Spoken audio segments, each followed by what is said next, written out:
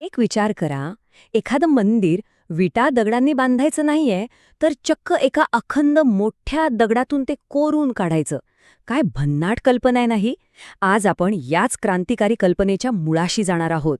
चला तर मग महाबलीपुरमच्या दगडी आश्चर्यांमध्ये दडलेल्या कथा उलगडूया.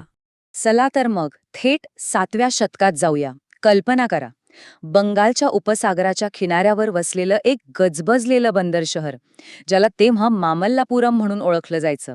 आणि हे काही फक्त व्यापारी केंद्र नव्हतं तर चक्क कलेचा आणि वास्तुकलेचा एक अथांग सागर होता. पण थांबा, या प्रवासाला सुरुवात करण्याआधी काही महत्वाच्या गोष्टी पटकन जाणून घेऊया. हे शहर वैभवाच्या शिखरावर पोहोचलं ते पल्लव राजा नरसिंहवर्मन पहिला यांच्या काळात. त्यांना मामल्ल असंही म्हणायचे, ज्याचा अर्थ होतो महान योद्धा.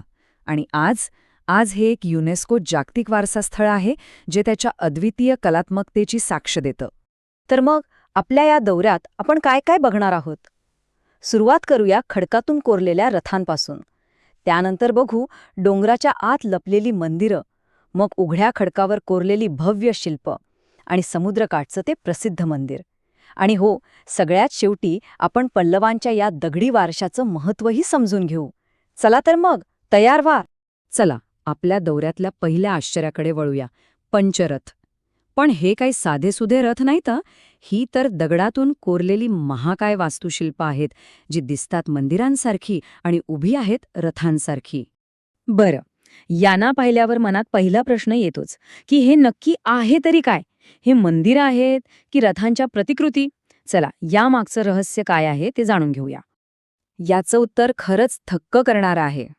ही मंदिरं म्हणजे भारतातल्या मोनोलिथिक वास्तुकलेचं सर्वात जुनं उदाहरण आहे. म्हणजे प्रत्येक रथ एकाच प्रचंड मोठ्या दगडातून कोरून काढलंय. विचार करा, केवढी मेहनत आणि केवढं कौशल्य लागलं असेल यासाठी. ह्या 5 रथांना पांडवांची नावं दिली आहेत: धर्मराज, भीम, अर्जुन, नकुल आणि सहदेव. गंमत म्हणजे प्रत्येक रथाचा आकार आणि त्याची शैली अगदी वेगळी आहे. जणू काही त्या काळातले वास्तुविशारद वेगवेगळे डिझाईन्स इथेच आजमावून पाहत होते. आणि हीच तर सगळ्यात रंजक गोष्ट आहे.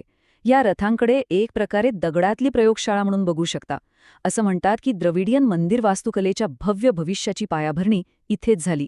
ही केवळ शिल्प नव्हती, तर भविष्यातल्या महान निर्मितीसाठी एक आदर्श होती.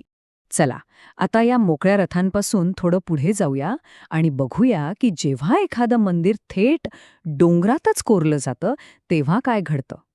आता आपण प्रवेश करतोय गुहा मंदिरांच्या जगात, ज्यांना मंडप असंही म्हणतात. ही बघा काही प्रमुख उदाहरणं. आणि लक्षात घ्या, या गुहा बांधलेल्या नाहीयेत, तर एका अखंड खडकातून कोरून काढलेल्या आहेत. प्रत्येक गुहा म्हणजे जणू काही सुंदर शिल्पांचं एक प्रदर्शनच आहे. वराह अवतारापासून ते श्रीकृष्णाने गोवर्धन पर्वत उचलण्यापर्यंतच्या कथा इथे अक्षरशः जिवंत होतात. या गुहांमधल्या शिल्पांमध्ये आपल्याला प्रामुख्याने 2 हिंदू परंपरा दिसतात. एक म्हणजे वैष्णव पंथ, जो भगवान विष्णूंशी संबंधित आहे, आणि दुसरा म्हणजे शैव पंथ, जो भगवान शिवाशी संबंधित आहे. ही शिल्प म्हणजे केवळ सजावट नाही, तर त्या काळातल्या धार्मिक कथा सांगणारी जिवंत माध्यम आहेत. आता जरा कल्पना करा, एक संपूर्ण डोंगरकडा जणू काही एका प्रचंड मोठ्या दगडी कॅनव्हसमध्ये बदलला आहे.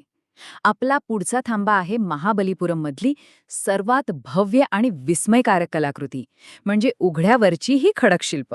हे फक्त मोठं नाही आहे, तर दगडी कलेतला एक जागतिक विक्रम आहे. जगातील सर्वात मोठं उघड्यावरचं बास रिलीफ शिल्प, एका विशाल ग्रॅनाइट खडकावर कोरलेली ही कलाकृती शेकडो देव, माणसं, प्राणी आणि पौराणिक जीवांनी अक्षरशः गजबजलेली आहे. आणि यातली खरी गंमत माहितीये काय? हे एकच शिल्प, पण ते वेगवेगळ्या कथा सांगतं. म्हणजे काही जण याला गंगेच्या पृथ्वीवरच्या अवतरणाची कथा मानतात, तर काहींच्या मते हे अर्जुनाने किंवा भगीरथाने केलेलं तपश्चर्याचं चित्रण आहे. एकच कलाकृती, पण अर्थ अनेक. दगडात कोरलेल्या शिल्पांपासून आपला दौरा आता आपल्याला थेट समुद्रकिनाऱ्यावर घेऊन जातो. आणि इथे वास्तुकलेत एक खूप मोठा बदल दिसून येतो. हे आहे ते प्रसिद्ध शोर टेम्पल. आणि हे एका मोठ्या बदलाचं, एका मोठ्या प्रगतीचं उत्तम उदाहरण आहे. बघा, आत्तापर्यंत आपण काय पाहिलं? दगड कोरून काढलेली शिल्प. पण शोर टेम्पल हे दगड एकमेकांवर रचून बांधलेलं आहे. म्हणजे मंदिर घडवण्यासाठी दगड काढून टाकण्यापासून ते मंदिर बांधण्यासाठी दगड जोडण्यापर्यंतचा प्रवास खरंच किती अद्भुत आहे हा. समुद्राच्या लाटांचा आवाज ऐकत किनाऱ्यावर उभं असलेलं हे मंदिर एक अगदीच वेगळा अनुभव देतं. हे सुरुवातीच्या काळातल्या संरचनात्मक मंदिरांपैकी एक आहे आणि यात एक नाही, दोन नाही, तर 3 गर्भगृह आहेत, ज्यामुळे याची रचना खूपच वैशिष्ट्यपूर्ण ठरते. हे मुख्यत्वे भगवान शिवाचं मंदिर असलं तरी यात भगवान विष्णूंनाही खूप सुंदर स्थान दिले आहे. येथील एका गर्भगृहात भगवान विष्णूंची अनंत शयन मुद्रेतील मूर्ती आहे. हे शैव आणि वैष्णव परंपरांमधला एक सुंदर समन्वय दाखवतं. तर या आपल्या छोटेखाने दौऱ्यानंतर महाबलीपुरमचा खरा वारसा काय आहे असं आपल्याला वाटतं? ही फक्त दगडी स्मारकं नाहीत, तर एका महान संस्कृतीच्या कल्पनाशक्तीचा आणि कौशल्याचा हा एक जिवंत पुरावा आहे. तर मग महाबलीपुरममधनं आपल्याला काय शिकायला मिळालं? काही महत्त्वाचे मुद्दे आहेत. पहिलं म्हणजे हे पल्लवकालीन वास्तुकलेच्या नवनवीन प्रयोगांचं केंद्र होतं. दुसरं, इथेच एकाच दगडात कोरलेल्या मंदिरांचा जन्म झाला. तिसरं, इथल्याच वास्तूंनी संरचनात्मक मंदिरांकडे झालेला महत्त्वाचा बदल दाखवला. आणि चौथं म्हणजे ही एक युनेस्को मान्यताप्राप्त जागतिक दर्जाची कलाकृती आहे.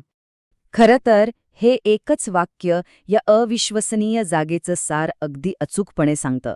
ही केवळ कला नाहीये, तर हा एक धाडसी विचार आहे, दगडाला आकार देण्याचा, त्याला एक नवी ओळख देण्याचा. हा विचार आपल्याला करायला भाग पाडतो, नाही का? जर 7व्या शतकात दगडात इतकं काही कोरलं गेलं असेल, तर अजून कितीतरी कथा असतील ज्या दगडातच लपलेल्या आहेत. पल्लवाने दगडात एक मोठी क्रांती घडवली, पण त्यांच्या अजून अनेक कथा असतील ज्या आपल्याला अजून पूर्णपणे समजलेल्या नाहीत. आणि याच कथा शोधून काढणं हेच तर इतिहासासमोरचं खरं आव्हान आहे.